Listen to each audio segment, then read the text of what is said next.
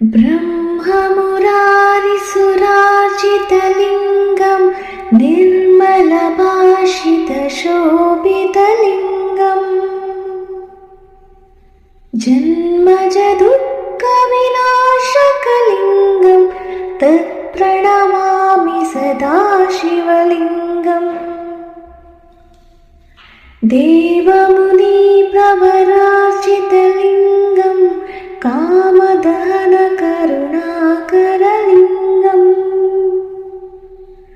रावणदर्पविनाशकलिङ्गं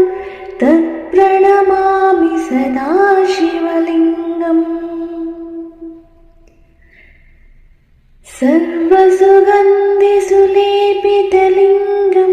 बुद्धिविवर्धनकारणलिङ्गम् सिद्धसुरासुरवन्दितलिङ्गं तत्प्रणमामि सदा